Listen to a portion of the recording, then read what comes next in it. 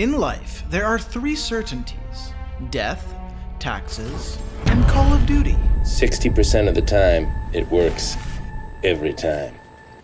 That doesn't make sense. And since it's almost fall, the leaves are changing, winter is coming, and players are sick of the current Call of Duty. That's how I want to go. And playing a single round of modern campfare feels like this. I don't need it. I don't need it. No f***ing way! I definitely don't need it. But once Activision realized their players had broken the spell and began playing other video games, what? They released their secret weapon, a vague teaser featuring no actual gameplay that had COD addicts like, "You are in a state of war, and you have precious little time to save yourself."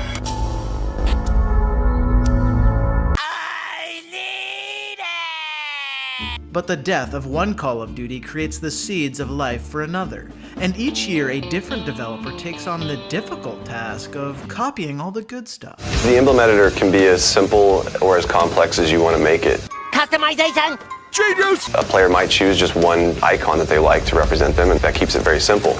But for somebody who's got particular creative skills or artistic skills, they can create some pretty advanced looking images.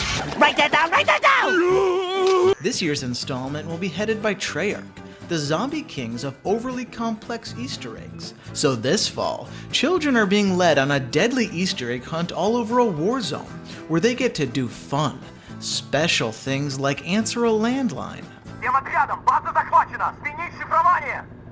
No, this is Patrick. But if nukes, campers, and Russian telemarketers weren't spooky enough, Treyarch's most recent event put the Red Scare back in the red, white, and blue. And you have precious little time to save yourself. Oh shit.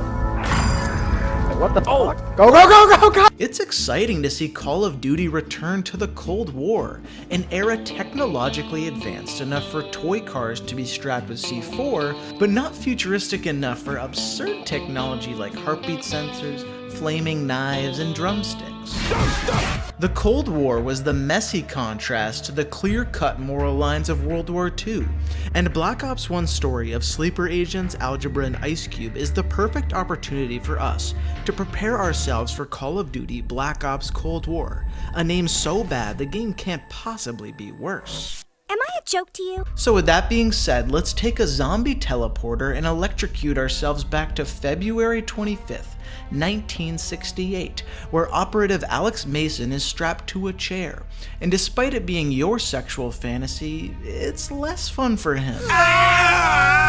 But this shock therapy is totally justified because Mason committed the unforgivable sin of forgetting to do his homework. The numbers, Mason. What do they mean? Where are they brought? I don't know anything about any numbers. And since homework is for nerds, Mason doubles down on being a bad boy and says, "What's your name?" Fuck you! And the interrogators are like, "How many times do we have to teach you this lesson, old man? Kiss my ass! Have to teach you this lesson, old man." You see, Mason is playing it all wrong. You never swear at your teacher. You'll always lose that battle.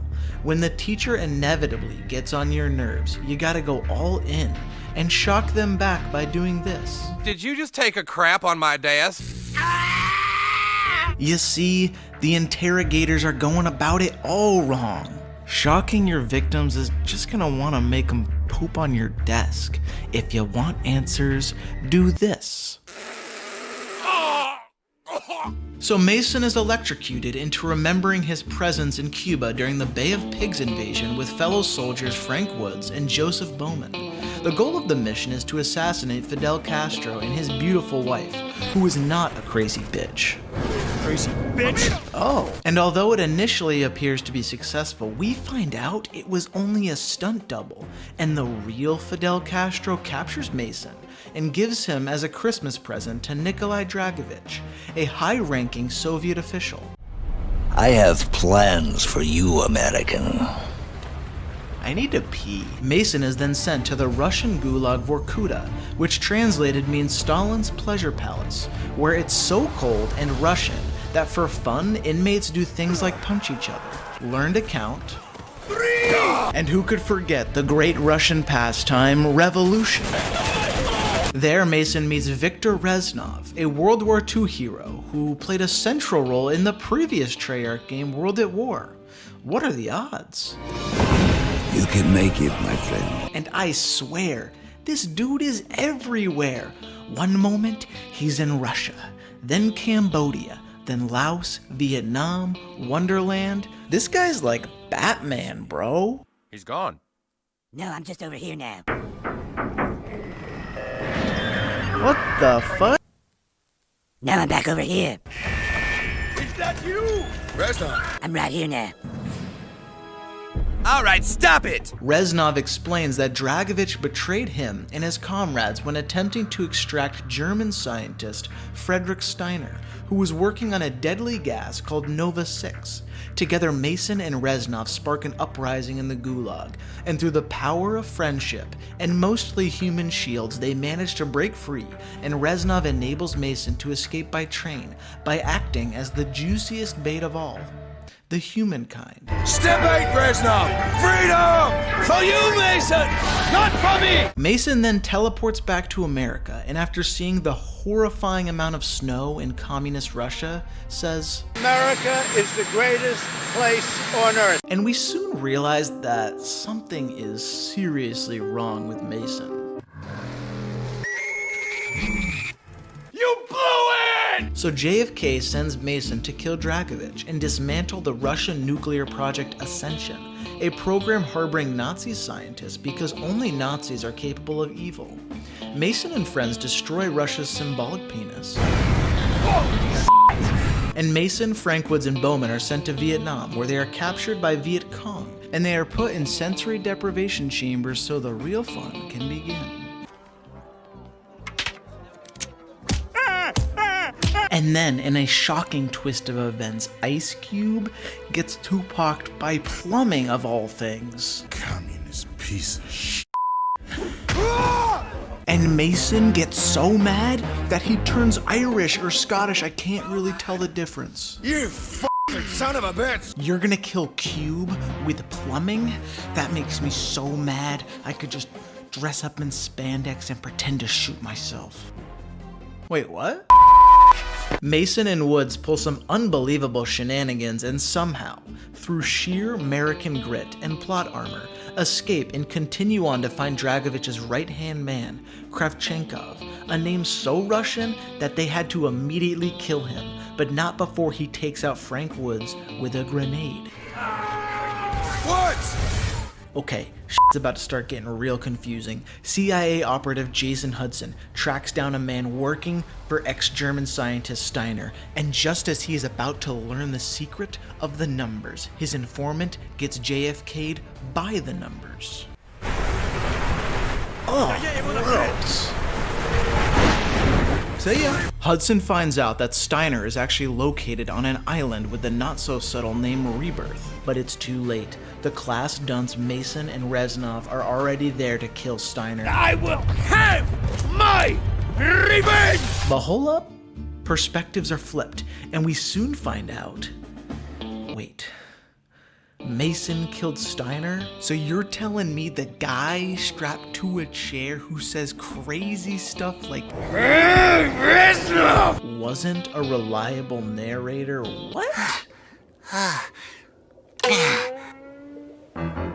This sequence brings us back to the present interrogations where we finally get some clarity about these damn numbers. The numbers!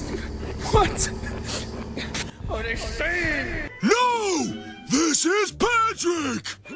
So we come to find out the numbers are actually a secret transmission coming from a boat off the coast of Cuba called the Rusalka. Really? And this transmission activates brainwashed Russian sleeper agents? Really? which will release the toxic gas Nova 6 across the United States, which will be so bad it's like 9/11 times 100. the cloud of deception is finally lifted, and Mason tracks down the mastermind behind his mathematical dyslexia, Dragovich. And Mason says, You almost got away with it, you sneaky butthole. and like all good heroes, Mason gives Dragovich one last chance at redemption. Just kidding, he chokes him to death. I'm peeing right now. The Black Ops story is probably my favorite campaign from Call of Duty. The misdirection, misinformation, and unreliable protagonist all felt unique, and the final shot insinuating Mason finally listened to the numbers blew my 16-year-old mind.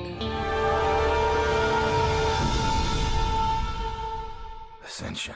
But I think what I value most about Black Ops 1's story was its accurate representation of history, like when JFK, Ronald Reagan, and Fidel Castro all fought zombies in the Pentagon.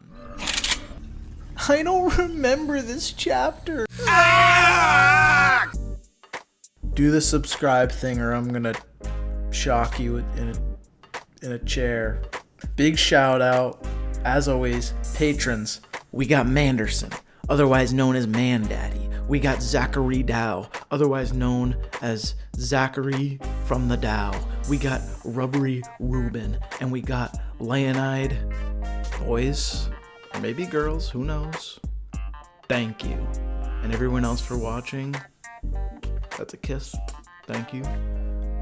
And let me know if there's a game you want me to play and talk about through a microphone on the internet.